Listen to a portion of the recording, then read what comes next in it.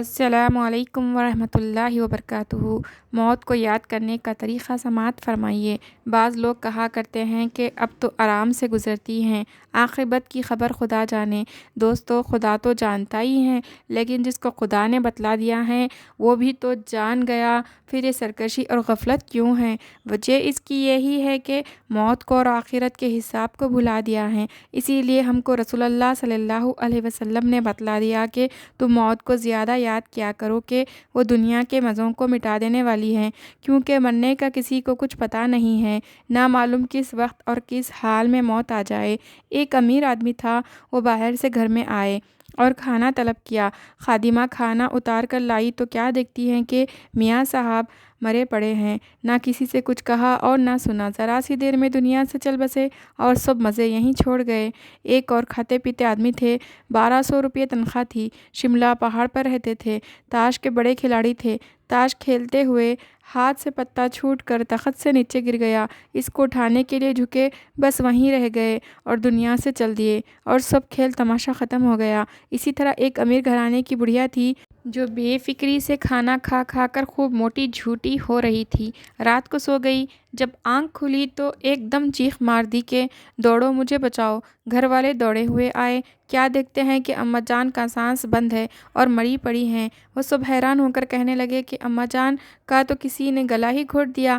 ایک اور آدمی تھے، ریل میں چڑھنے لگے، اسی وقت پاؤں پھسلا، نیچے گر گئے اور جان نکل گئی۔ اسی طرح ایک وکیل صاحب تھے، کار میں سے اترے، چکر کھا کر زمین پر گر پڑے اور ایک دم جان ختم ہو گئی۔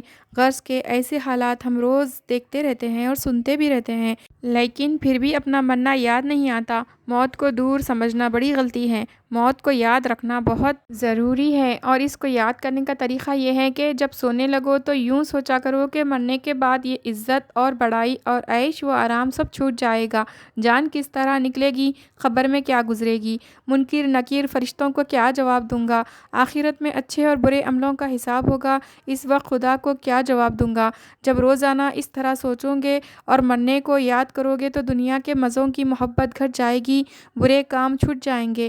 دیکھو، دنیا میں جو لوگ بڑی شان و شوکت اور بڑائی رکھتے تھے، سب مٹ گئے اور قبروں میں گل سڑ گئے، خاک میں مل کر خاک ہو گئے۔ مال و دولت، ریاست، حکومت، بادشاہت، کھیل تماشے سب یہیں چھوڑ گئے، اور ان کی سب چیزوں پر وارثوں نے قبضہ کیا، اور کسی وارث نے یا رشتہ دار نے یا ساتھیوں نے ان کا ساتھ نہ دیا۔ حضرت امام غزالی رحمۃ اللہ علیہ نے لکھا ہے کہ رسول اللہ صلی اللہ علیہ وسلم نے فرمایا کہ موت کو اللہ تعالیٰ نے 1000 پردوں میں چھپا کر پیدا کیا، اور وہ زمین و آسمان سے بہت بڑی ہے، اور اس کو 70,000 زنجیروں سے باندھا گیا۔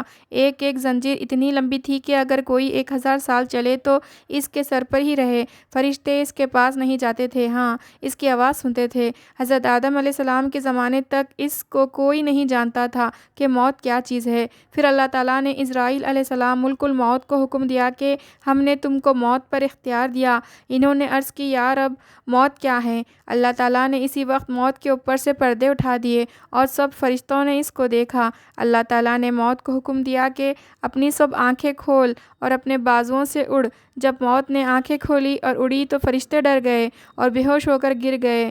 ہوش آنے پر عرض کی، اے رب، کوئی اور بھی ایسی بڑی چیز آپ نے پیدا کی ہے؟ ارشاد ہوا کہ بس سب چیزوں سے بڑھ کر ہماری ذات پاک، ہم ہی سے سب کو ڈرنا چاہیے، اور خوب سمجھ لو یہ موت ایک ایسی چیز ہے کہ ہر ایک جاندار اس کا مزہ چکھے گا۔ پھر اللہ تعالیٰ نے حضرت اسرائیل علیہ السلام کو حکم دیا کہ موت کو پکڑو اور اس کو اپنے قبضے میں کرو۔ عرض کی، اے رب، یہ تو بہت طاقتور ہے۔ حکم ہوا، ہم نے تو تم کو اس سے زیادہ طاقت دی ہے۔ بس حضرت اسرائیل علیہ السلام ملک الموت نے پکڑ کر اپنے قبضے میں کر لیا، اور موت نے چیخ چیخ کر کہنا شروع کیا، کل مخلوق کان کھول کر سن لے اور خبردار ہو جا کہ میرا نام موت ہے۔ وہ ہوں جو ماں باپ اور بیٹوں میں بھائی اور بہنوں میں شوہر اور بیوی میں جدائی ڈال دوں گی۔ میں وہ ہوں کہ آدم کی اولاد کو ختم کر دوں گی، کسی جاندار کو زندہ نہ چھوڑوں گی۔ میں وہ ہوں کہ لوگوں کی بڑائی اور شیخی خاک میں ملا دوں گی، شہروں کو اور بستیوں کو اجاڑ دوں گی۔ میں ایسی ہوں کہ جب کسی کو پکڑوں گی تو کوئی مجھ سے بچ نہیں سکتا۔ ملک الموت کا بدن اتنا بڑا اور بھاری ہے کہ اگر کل سمندروں کا پانی ان کے اوپر ڈالا جائے تو ایک بوند بھی زمین پر نہ گرے۔ اور تمام زمین و آسمان کی مخلوق ان کے سامنے اس طرح ہیں کہ جیسے ایک دسترخوان طرح طرح کے کھانوں سے بھرا ہوا کسی کے سامنے رکھا ہوا ہو کہ جو چیز چاہے اس میں سے اٹھا لے۔ اللہ تعالیٰ نے عرش کے نیچے ایک درخت پیدا کیا ہوا ہے، مخلوق میں جتنے جاندار ہیں اتنے ہی اس میں پتے ہیں۔ جب کسی کی زندگی کے 40 دن باقی رہتے ہیں تو ایک پتا ٹوٹ کر ملک الموت کے پاس آ جاتا ہے اور وہ وقت مقررہ پر اس کی جان نکال لیتے ہیں، اور جس دن پتا ٹوٹ کر آتا ہے وہ بننے والا آسمان پر مردہ مشہور ہو جاتا ہے، اگرچہ دنیا میں 40 دن زندہ رہے۔ حضرت امام غزالی رحمۃ اللہ علیہ نے لکھا ہے کہ جب کسی آدمی کی زندگی ختم ہو جاتی ہے تو موت اس کے منہ کے سامنے آ کر کھڑی ہو جاتی ہے۔ مرنے والا کہتا ہے کہ تو کون ہے اور کیا چاہتی ہے؟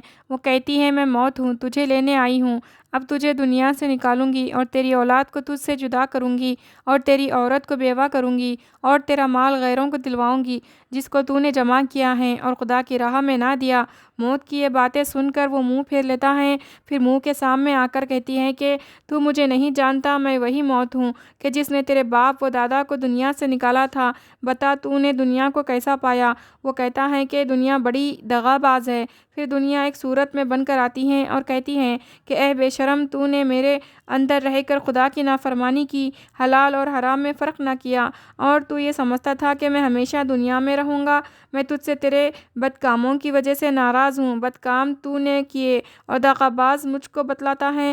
پھر مال آ کر کہتا ہے کہ تو نے مجھ کو بڑے طریقے سے کمایا اور اب میں دوسروں کے قبضے میں چلا جاؤں گا اور تو دنیا سے ہاتھ خالی چلا ہے۔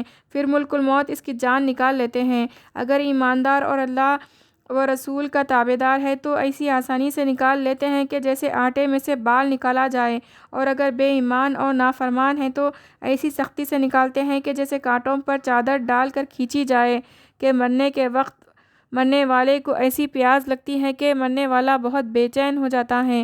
شیطان پانی کا ایک بھرا ہوا پیالہ اس کو دکھاتا ہے، وہ اس سے پانی مانگتا ہے۔ شیطان کہتا ہے کہ پہلے یہ کہہ دے کہ تو خدا ہے، تیرے سوا کوئی خدا نہیں ہے۔ بس جس آدمی نے اللہ تعالیٰ کو نہیں پہچانا اور اس کے حکموں کو نہ مانا وہ کہہ دیتا ہے، اور جس نے اللہ کو پہچانا اور اس کے حکموں کو مانا وہ پہچان لیتا ہے کہ یہ شیطان ہے اور نہیں کہتا اور اپنے ایمان پر ثابت رہتا ہے۔ حضرت ابو زکریا رحمۃ اللہ علیہ کی جب وفات ہونے لگی تو ان کے مریدوں نے ان کو کلمہ پڑھنے کو کہا، انہوں نے منہ پھیر لیا۔ تیسری بار کہنے کے جواب میں انہوں نے کہا میں نہیں کہتا۔ مرید حیران ہو گئے۔ تھوڑی دیر میں ان کو ہوش آیا اور مریدوں سے فرمایا تم مجھ سے کچھ کہتے تھے؟ مریدوں نے کہا کہ ہم آپ کو کلمہ پڑھنے کو کہتے تھے۔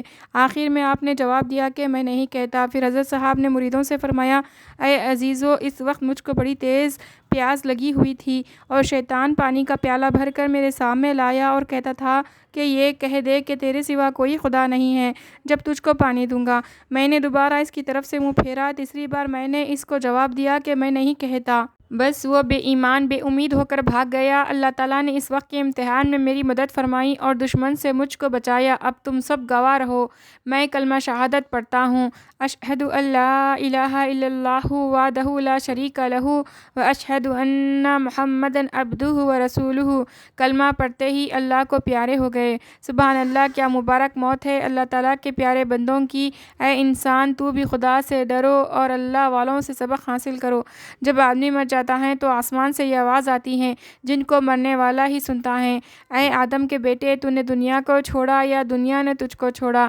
تو نے دنیا کو خوش رکھا یا دنیا نے تجھ کو خوش رکھا؟ تو نے دنیا کو کمایا یا دنیا نے تجھ کو کمایا؟ اور جب غسل دیتے ہیں تو یہ آوازیں آتی ہیں، اے آدم کے بیٹے، تو کمزور ہو گیا، اب تیرا زور کہاں گیا؟ اب تو بولتا نہیں، تیری باتیں کہاں ہیں؟ اب تو اکیلا ہے، تیرے ساتھی کہاں ہیں؟ اور جب کفن پہناتے ہیں تو یہ آوازیں آتی ہیں، اے آدم کے بیٹے، تو سفر میں ہاتھ خالی چلا، اب تو دنیا میں کبھی نہ آئے گا، اب تو ایک خوفناک گھر میں چلا ہے۔ اور جب جنازے کو لے کر چلتے ہیں تو یہ آوازیں آتی ہیں، اے آدم کے بیٹے، اگر تو توبہ کر کے اپنے گناہوں کو معاف کرا کر مرا ہے تو تجھ کو خوشخبری ہے، تیرا رب تجھ سے خوش ہے، اور اگر تو نے توبہ نہیں کی اور گناہ معاف نہیں کرایا تو بڑے غم کی بات ہے کہ تیرا رب تجھ سے ناخوش ہے۔ اور جب نماز پڑھنے کے لیے جنازے کو آگے رکھتے ہیں تو یہ آوازیں آتی ہیں، اے آدم کے بیٹے، جو کچھ اچھا یا برا تو نے کیا ہے وہ تیرے لیے ہی ہے۔ اگر تو نے اچھا کام کیا ہے تو تو خوشی دیکھے گا، اور برا کام کیا ہے تو دکھ پائے گا۔ اور جب دفن کر دیتے ہیں تو زمین کہتی ہے،